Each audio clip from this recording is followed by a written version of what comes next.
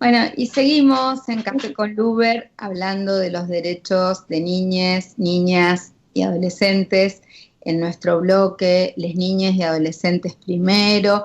Y hoy tenemos el gusto y el honor de entrevistar a la doctora Elena Liberatori. Ella es jueza en lo contencioso administrativo y tributario de la Ciudad de Buenos Aires.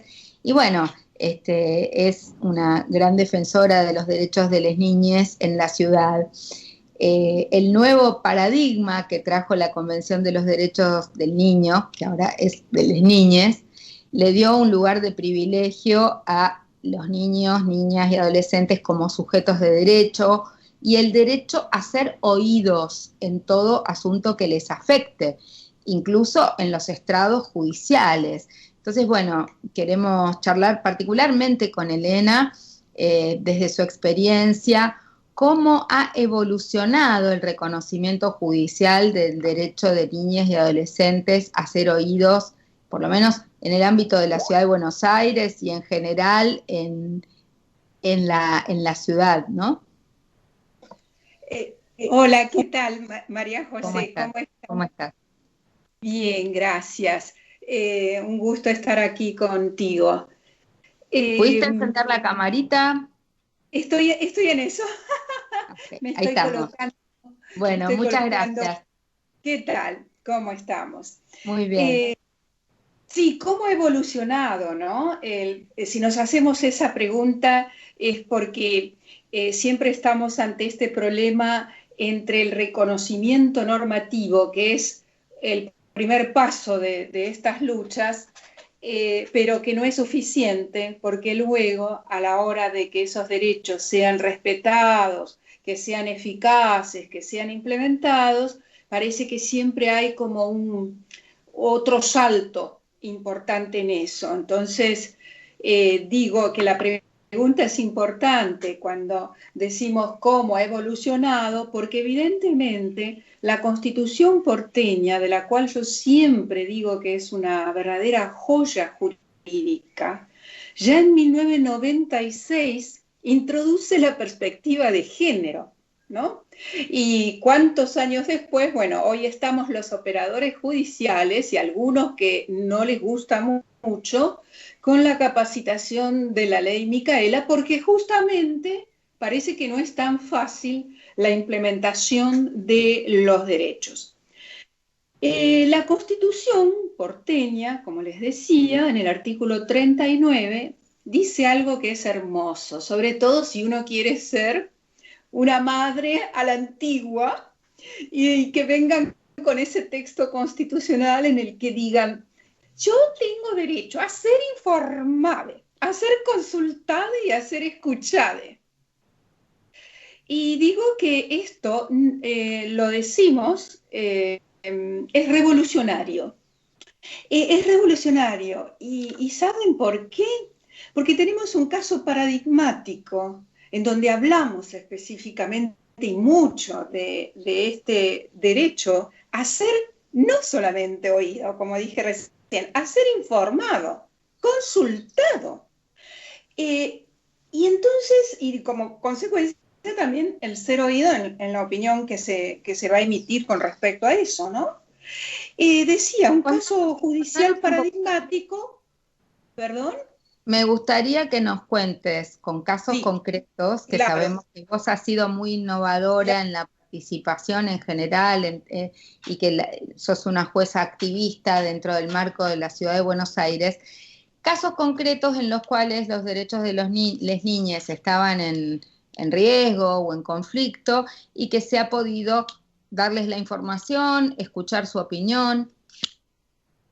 un caso paradigmático en este sentido, y creo que muchas personas lo conocen, es cuando sucedían las tomas de los colegios por los reclamos de estudiantes del nivel secundario con relación nada más y nada menos que a una reforma educativa con cambio de currícula, de contenidos, de acerca de, en el último año, de introducir una experiencia laboral que no se sabía dónde ni cómo, y estamos hablando de niñas, a raíz de esa reforma, Entonces hubo muchísimos reclamos estudiantiles expresados de este modo, mediante la toma de los establecimientos.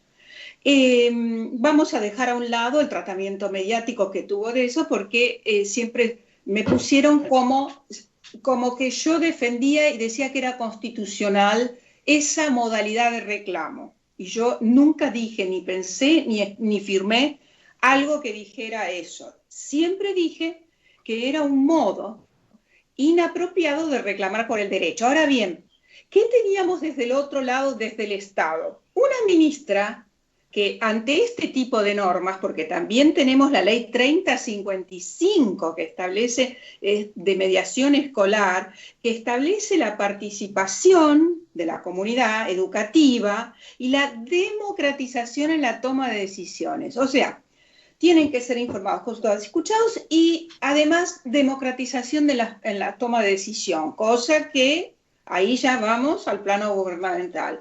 Bueno, pues bien, teníamos una ministra que me decía así de cara y frente, nosotros no vamos a hablar con les tomadores. Entonces teníamos un gran y enorme problema insalvable a la hora de, como dice la ley 3055, de que ese conflicto fuera abordado, gestionado y resuelto de ese modo, consensuado, hablado, consultado e informado. O sea, ahí hay un caso que fue tremendo, como también el otro... ¿Y cómo se resolvió?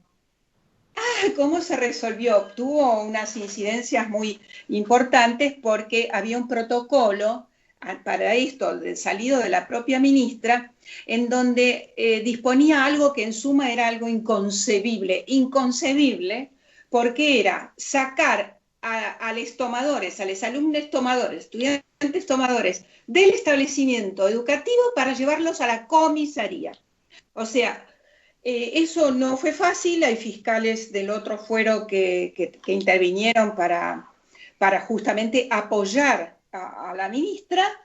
Luego intervino el defensor del pueblo de la ciudad y el asesor tutelar, el doctor Moreno, en fin. Después el conflicto se canalizó porque el defensor se encargó asumió él la instancia de consulta y de escucha a los estudiantes. Fue el defensor del pueblo de la ciudad, el doctor Amor. Decía que otro caso paradigmático en donde no se les escucha para nada a las niñas fue cuando tuve el año pasado, hice la sentencia acerca de la planta incineradora de basura. Semejante tema, con el impacto ambiental, en donde la Constitución porteña no solo habla de las generaciones presentes, sino de las generaciones futuras. Ya estamos hablando más allá de las niñas que tenemos hoy. Estamos hablando de los que aún no han venido y algún día no sucederán. Digo, en ese caso, yo puse un ejemplo, porque me conmueve hasta el día de hoy, que el año pasado fueron a denunciar a la Argentina dos niñas, una niña y un niño, porque eran menores de 18 años, para la convención son niñas, fueron a denunciar junto a Greta Thunberg, a quien todos conocen mucho más, Bruno Rodríguez y Clara Sachi, fueron las niñas argentinas que fueron a denunciar a la Argentina que no se están tomando las acciones conducentes para afrontar el tema del cambio climático. Entonces, ahí hay otra cosa. Y también hay un modo de afectación mucho más sutil del derecho de los niñas y adolescentes de esta ciudad, que va cuando se afectan los derechos de los adultos de quienes ellos dependen, tanto para la contención familiar que prioriza tanto la Constitución, o en sustitución de las entidades, y que en todo caso la institucionalización siempre tiene que ser el último de los pasos. Y digo, porque ya en este contexto de pandemia, trabajadores esenciales tuvieron que pedir para todos los dispositivos de la ciudad donde hay niños y niñas y adolescentes institucionalizado, dicho esto entre comillas, y no me gusta desde luego, tuvieron que pedir estos trabajadores que les fueran suministrados kits de limpieza, de higiene personal y los famosos EPP, los elementos personales de protección. Entonces, ese tipo de planteos judiciales también hace directamente hace, y en este caso más porque se trataba de dispositivos institucionales donde hay niños, niñas y adolescentes.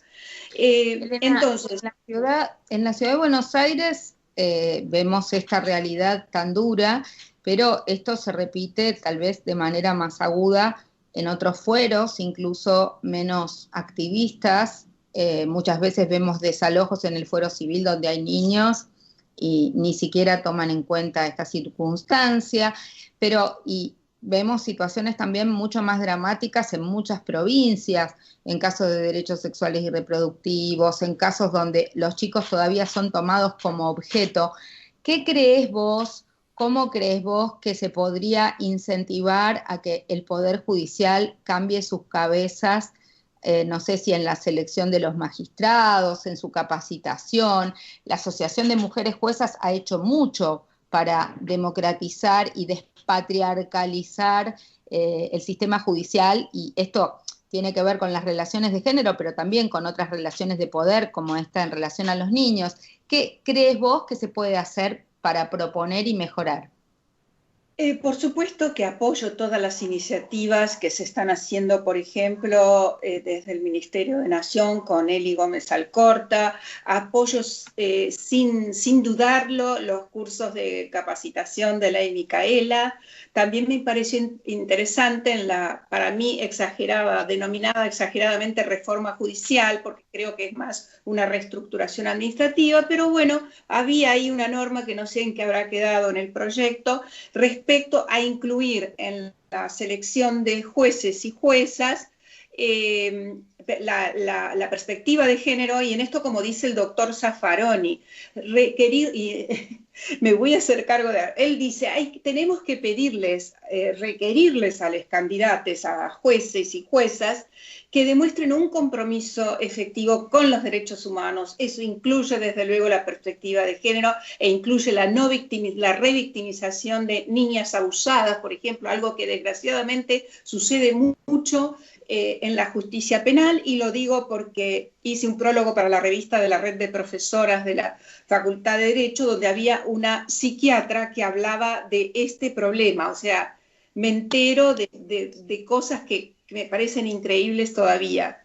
Entonces, yo digo en esto, y me voy a permitir usar una expresión que a lo mejor a algunas les cae más molesto, pero basta de candidatos cartoneros, candidatas, porque las mujeres no somos tan cartoneras, porque no tenemos tanto tiempo de ir a hacer cursos y de hacer tratados y de escribir. Claro, decís cartoneros no en el sentido de recolectores de residuos, sino en el sentido de acumular papeluchos, sí. En el sentido de acumular papeles, y acá hay que pedir compromiso, o sea, la demostración efectiva de un compromiso de vida con las mujeres, las niñas, los vulnerados, los pobres, los descartados.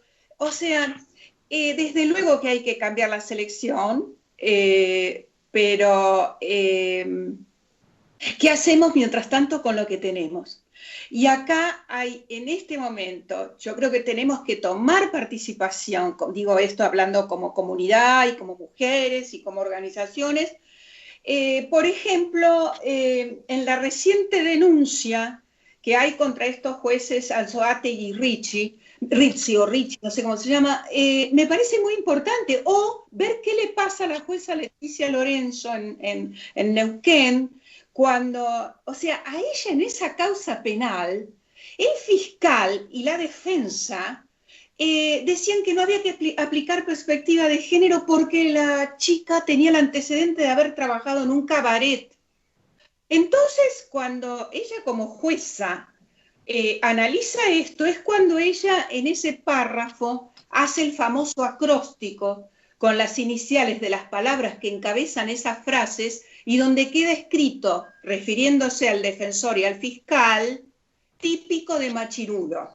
Por supuesto que la alzada, son dos hombres, no pudieron, el fallo desde lo jurídico es impecable, tuvieron que confirmarla, pero la denostaron terriblemente, una cosa que tenemos que estar atentos a que eso no suceda dentro de las instancias judiciales, ¿no? Cuando la alzada confunde y cree que tiene una relación jerárquica y de poder de policía con relación al juez de la perrera, como digo yo, porque cuando llegan esos momentos, digo, es como si fuéramos de la perrera, desgraciadamente. Entonces, Bueno, Elena, muchas, ay, perdón, muchas pero gracias, pero entonces, nos va a encantar seguir charlando contigo otro día y bueno, por lo menos haber dado este pequeño micro, esta pastillita de información para repensar los derechos humanos, los derechos de las niñas, niñas y adolescentes en el ámbito del Poder Judicial y el derecho a ser oído de todas las niñas. Así que muchas gracias. Era Elena Liberatori, jueza en lo contencioso administrativo de la Ciudad de Buenos Aires. Cuídate, que estés bien. Gracias. Un gusto gracias, verte. gracias. Gracias a ti.